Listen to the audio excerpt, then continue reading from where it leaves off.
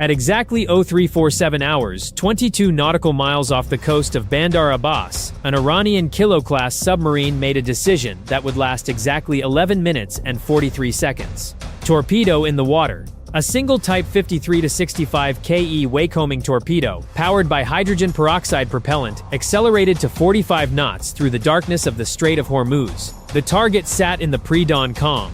The USS Abraham Lincoln, 100,000 tons of nuclear-powered American diplomacy, $13 billion floating in international waters with a crew of 5,000 sailors. To the Iranian submarine commander 180 feet below the surface, it looked like a tactical masterstroke.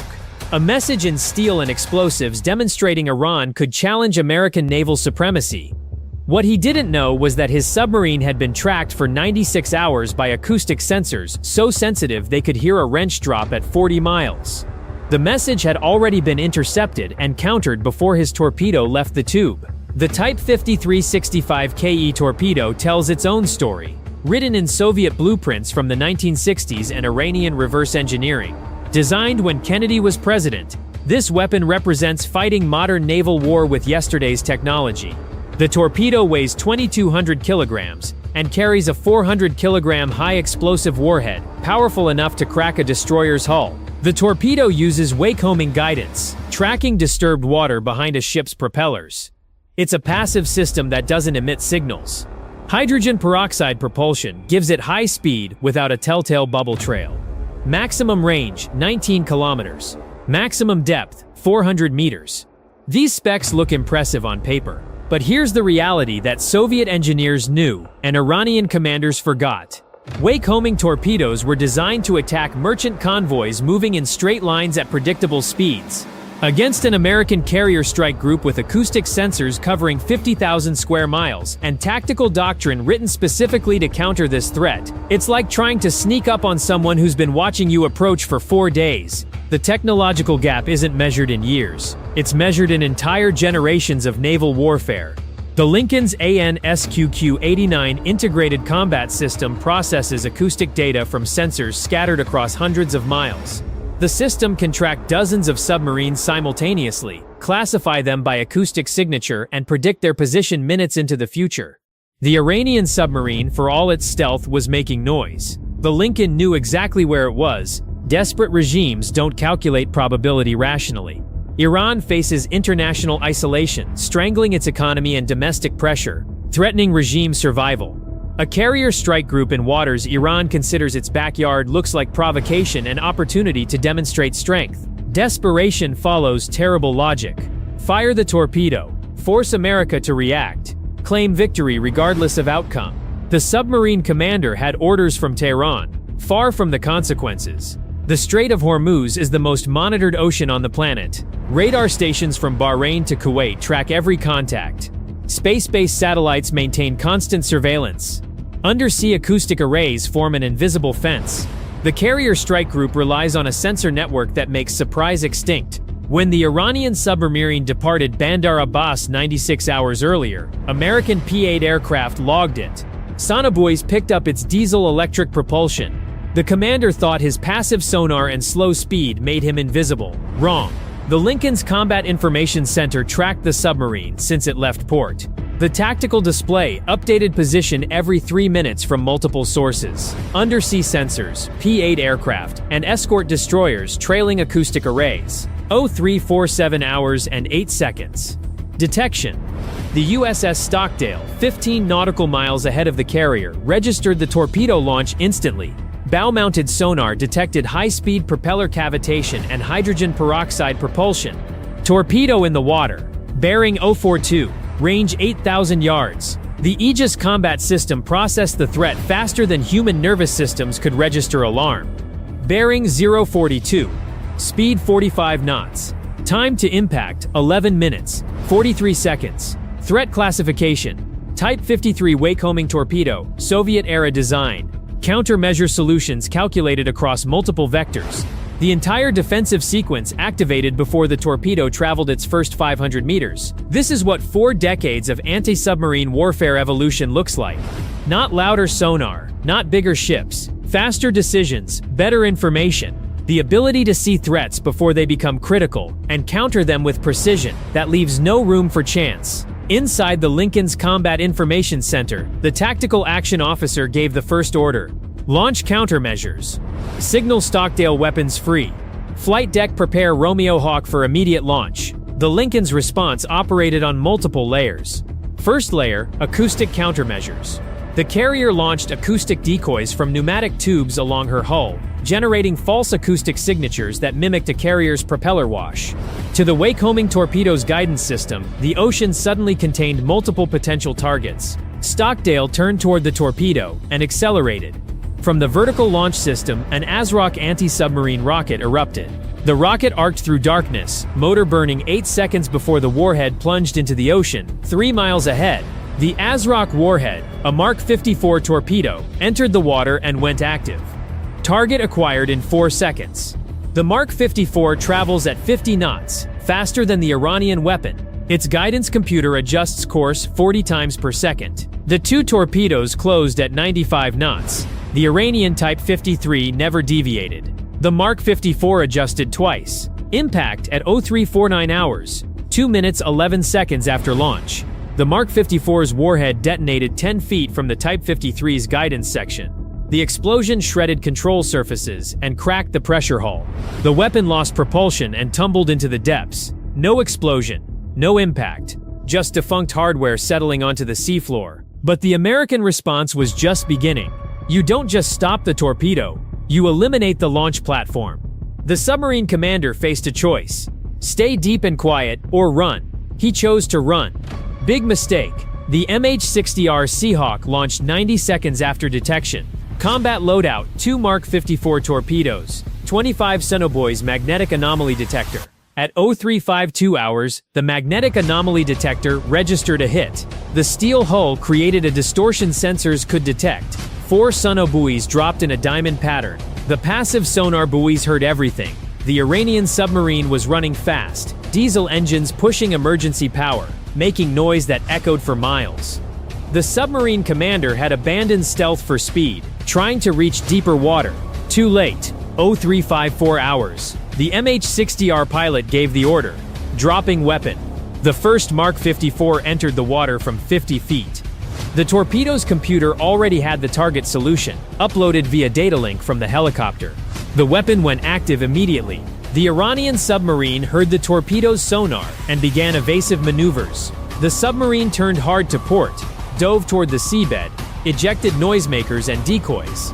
Standard procedure. It would have worked against a torpedo from the 1980s. The Mark 54 adjusted its search pattern, filtered out the decoys, and reacquired the target. The torpedo struck the submarine at 0356 hours, midships below the conning tower. The 44-kilogram warhead detonated against the pressure hull. The explosion cracked the hull. Water flooded into the submarine at hundreds of gallons per second. Emergency alarms screamed through the vessel. The crew fought to save their boat. But physics doesn't negotiate. A submarine with a breached pressure hull at 300 feet depth is already dead.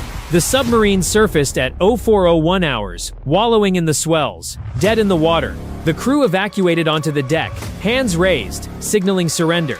The Iranian Naval Command's gamble had lasted 14 minutes from torpedo launch to submarine defeated. But the United States Navy doesn't let attacks go unanswered. The tactical response eliminated the immediate threat. The strategic response would ensure it never happened again. Strike package authorized.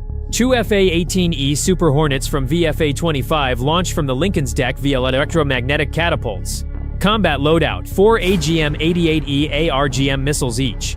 2 AM-120D AMRAAMs for self-defense. 2 AM-9X Sidewinders on the rails. The strike package climbed to 25,000 feet and turned toward the Iranian coast at Mach 1.3. Flight time: 9 minutes. Simultaneously, the USS Stockdale and USS Dewey prepared Tomahawk cruise missiles, land attack configuration. 4 missiles total, targeting the submarine base at Bandar Abbas, the submarine pens, the command bunker, and the torpedo reload facility. 0415 hours. The Hornets reached their launch point 70 nautical miles from the Iranian coast. The AGM-88E, advanced anti-radiation guided missiles, dropped from their pylons and ignited. These weapons don't just home on radar emissions. They remember where radars were, even after they shut down. The Iranian coastal radar network tried to go dark, too late. The missile's inertial navigation guided them to the last known positions. Impact occurred at Mach 2.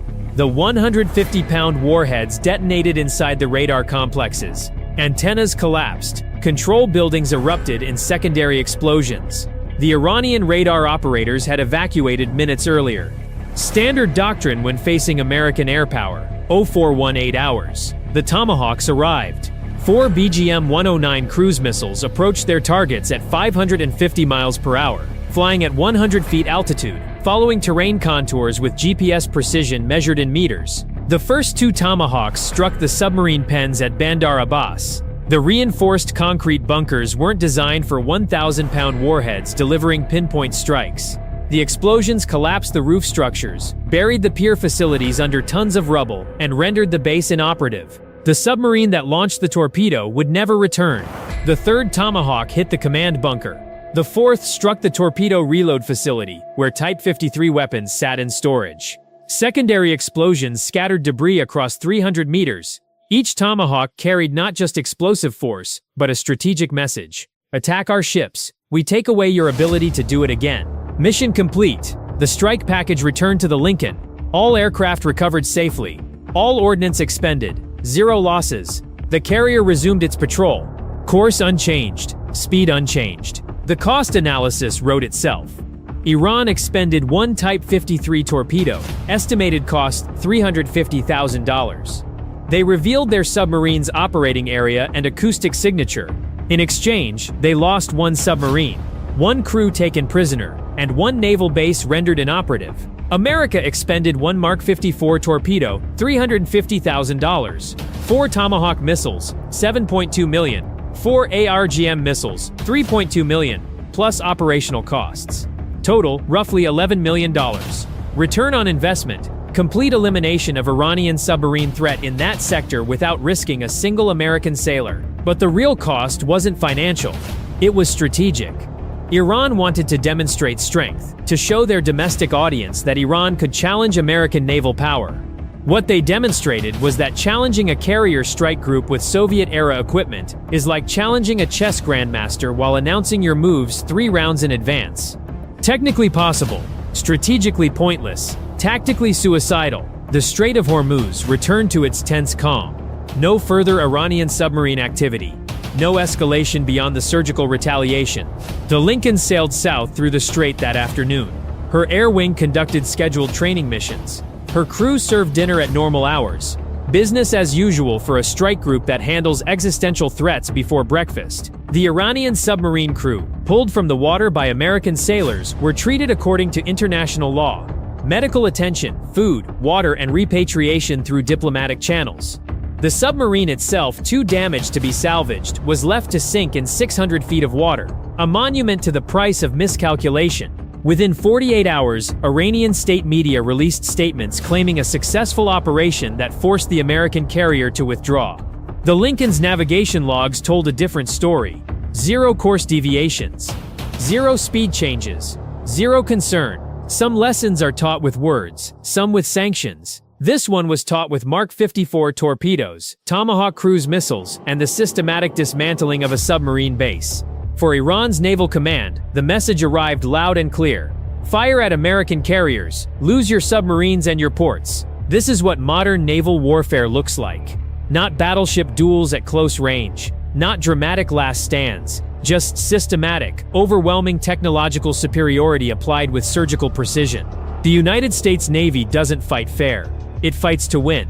And in the Strait of Hormuz that morning, winning meant an Iranian submarine on the bottom, a naval base in ruins, and an American carrier continuing its patrol as if nothing had happened. Because to the USS Abraham Lincoln and her crew, this wasn't a crisis. This wasn't even noteworthy. This was just another Tuesday in the world's most contested waters, where American naval power isn't demonstrated with shows of force. It's demonstrated by making threats disappear before they ever become dangerous. The Iranian submarine learned this lesson the hard way. The next submarine commander thinking about taking a shot at an American carrier won't need to.